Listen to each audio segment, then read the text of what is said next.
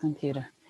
Hello and welcome to the Nef Nugget, where I give you one tip that will inspire you to act and motivate you to move. And I'm a Nefateria Fonda, and I'm a certified business and sales coach for Parallel-Preneurs.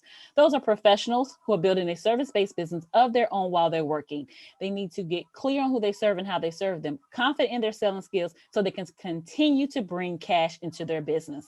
And on today's Nef Nugget, we're talking about bringing on a team member, hiring your first team member. As a parallelpreneur, when you first get started, you are responsible for all the things.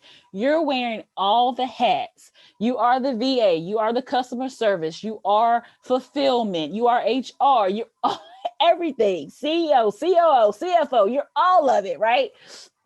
And so eventually you have the desire and will have the desire to bring on an additional team member. And when that happens, these are just a couple things I want to share with you today of how to prepare to bring on a team member, because it sounds all well and good. Yes, I need to hire somebody right away to take this off of my plate. But if you don't know what it is that you want them to do exactly or how you want it to be done in your business, then you're just going to be wasting your time and your money hiring somebody and not getting the results that you need to be produced on a daily basis, or how often you're hiring that person for that particular task, right?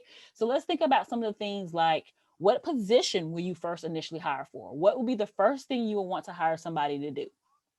Think about what that position entails. Think about how much you're willing to pay that individual. Think about, or if they're going to be a W-2 employee, or are they going to be a 1099 where they're responsible for their own taxes, right? So think about those kind of things and consult your accountants for that to make sure that's totally correct, right? Also, you want to think about what exactly in the position you're going to have them do.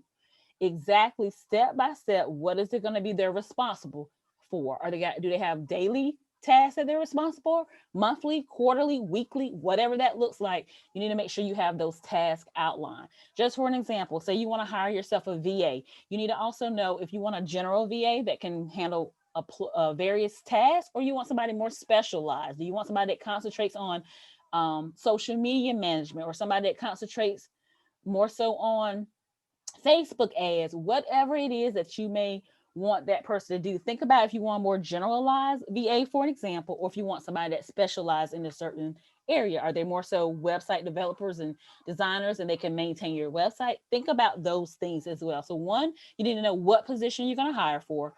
Two, you kind of need to know what specifically are you looking for in that area? What exactly do you want them to do? So you can make sure when you're looking for that individual that you get the right person for the position.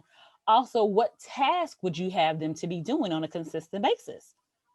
What will they do? So you hire them, you're super happy, you can take something off your plate, and they show up for the first day. What would you have them doing? Are you going to be scrambling, trying to figure it out? Or, oh my God, what to do? Or are you going to try to tell them something to do, but because you don't have enough information for them to do it in the way that you want to execute it, you find yourself walking them through step by step? Well, I want you to prevent that. So really take your time and think about what tasks that you will have for them to do.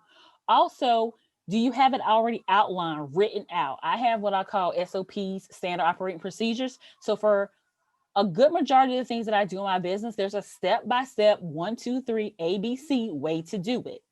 And when I hire a new team member, I give them access to those SOPs. And so that they can provide the consistent results. So whether they've been with me for a year or they're in their first month, if I provide them with the SOP of how to do a particular task, they should be able to provide me the exact same result because they're following the exact way to do it. All companies have these. They may not call them SOPs, but all companies have a way to do things. Think about your local burger franchise or burger joint. There's a way that you do the bread, and if the ketchup goes first, or if it's 3 pickles or 4 pickles, or if the meat and then it's the cheese, whatever their process is, there is a process. And everybody's trained on the process to ensure that every burger goes out the same. So same in your business. Think about what it is, the steps that's going to take for them to do the various tasks in your business. Make sure you've written them out. Or if you haven't yet, start recording it. When you're doing something, record your screen, verbally record it, start writing it out so you can start building those task lists and how steps by steps of how to do the things in your business. And so those are just some things that you can do to kind of go ahead and get yourself prepared before you even consider hiring your first team member. So number one, think about the position you want to hire for first. A lot of times it's a position where it's not the best use of our gifts and talents, or it's just something that we hate doing but know it needs to be done. So think about what that position is going to be.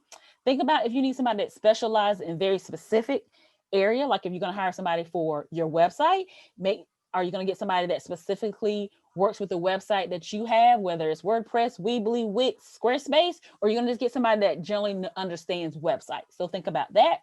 Number three, what task are you going to have them doing? Do they have routine daily tasks, weekly tasks, quarterly tasks, monthly tasks? Just certain, is it just, you know, hire them for a project only, and once the project is done, then you and their relationship is done? So think about that.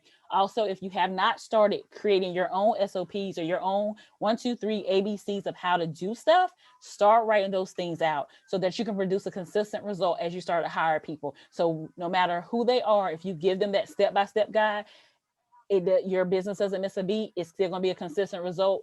Things are going to happen the exact same way they've been happening, even if you haven't turnover in your business or you hired a new team member. So those are just some things to think about. So your Nef Nugget for today is to make sure you're prepared before you bring in a new team member. Know the things. Think about, do you know what they will do when they show up for their first day? Do you have some materials to train them? Whether it's a video for the software that you're using, or is it a step-by-step for what you're doing?